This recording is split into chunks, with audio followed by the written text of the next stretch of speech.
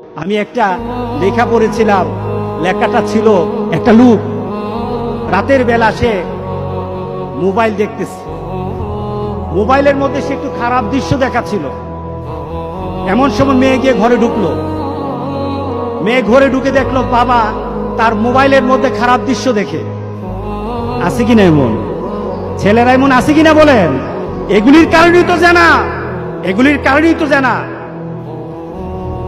দৃশ্য দেখছে, মেয়ে দেখে ফেললো।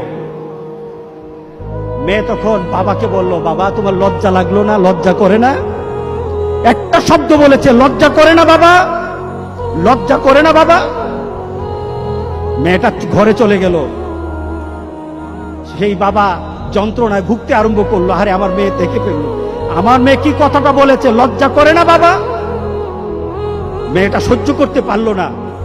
সে লোকটা অফিসে চলে গেল, অফিস করতেছে, কিন্তু আর ভালো লাগে না। মেয়েটা কি বলেছে, লজ্জা লাগে না বাবা? কিন্তু মেয়েটার যন্ত্রণায় সে হার্ট ফিল করলো, বাবার এই অবস্থা দেখে হার্ট ফিল করলো। মেয়েটা এরপরে মারা গেল। বাবা যখন বাড়িতে ফিরে আসলো, মেয়েটা বাবার মাথাটা নোয়া, লজ্জিত একটা মুখ। এখনই আমার মেয়ের সাথে দেখা হলে আমার কানে বাজতেছে, আমার মেয়ে আমাকে বলেছে লজ্জা লাগে না বাবা? আমি কিভাবে আমার মেয়ের সামনে যাব? আমি কিভাবে আমার মেয়ের সামনে যাব? এই চিন্তা যখন করতেছে, এমন সময় দরজা খোলার সাথে সাথে একটা চিৎকার শুনলো।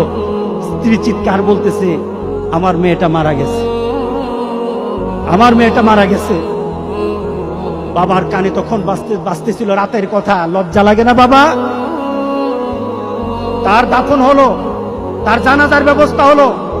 দাফন করার সময় মেয়েটাকে যখন কবরের মধ্যে দাফন করে দেয়, কবরের মধ্যে রাখা অবস্থায় বাবা একটা চিৎকার করার কথা ছিল। মেয়েটা তো চলে যায়, বাবা চিৎকার করার কথা ছিল, বাবা চিৎকার করে নাই, বাবা হেসে দিয়েছে। বাবা হেসে দিল। তাকে জিজ্ঞাসা করলো, তুমি হাসছো কেন?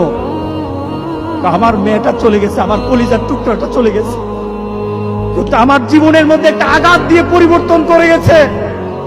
যেই নীতিতে আমি আমার চরিত্রকে নষ্ট করছি, আমার ঈমানকে নষ্ট করে দিতেছি, আমার মেয়েটা হারিয়ে ফেলেছি, কিন্তু আমি আমার আখিরাতকে বুঝে ফেলেছি, আমি আমার আখিরাতকে বুঝে ফেলেছি। আজকে সমাজের যারা প্রিভেন্টিভ করছেন না, আপনি চিন্তা করছেন আপনার মেয়েটা কিন্তু একদিন আপনার জন্য বিপদ হয়ে যাবে, আপনার জন্য বিপদ হয়ে যাবে। এই মেয়েটা যদি চরিত্রবান হয়, তাহলে আপনার জন্য এটা কাল হাসুরের দিন আপনার জন্য অনেক কিছু পাওয়া হবে। আর এই মেয়েটা যদি চরিত্রহীন হয়, তাহলে মনে রেখে দিয়েন, আপনার মেয়ে কিন্তু আপনাকে ছাড়বে না, আপনার মেয়ে আপনাকে ছাড়বে না। সুতরাং আমরা যদি হতে চাই ভালো একটা বাবা হবো, রাজি আছি সবাই? এই দুশ্চরিত্র স্বভাব যার মধ্যে আছে, যেই বাবার মধ্যে দুশ্চরিত্র স্বভাব আছে, এই কারণেই মেয়েগুলি খারাপ হয়, ছেলেগুলি খারাপ হয়। বাবা নামাজ নাই, মেয়ের নামাজ নাই, মার নামাজ নাই, মেয়ের নামাজ নাই, ছেলের নামাজ নাই। সুতরাং আমরা চলুন একটা সুন্দর একটা সমাজ চিন্তা করি, যেই সমাজের মধ্যে খারাপই থাকবে না, প্রতিরোধ গড়ে তুলবো ইনশাআল্লাহ। রাজি আছি সবাই?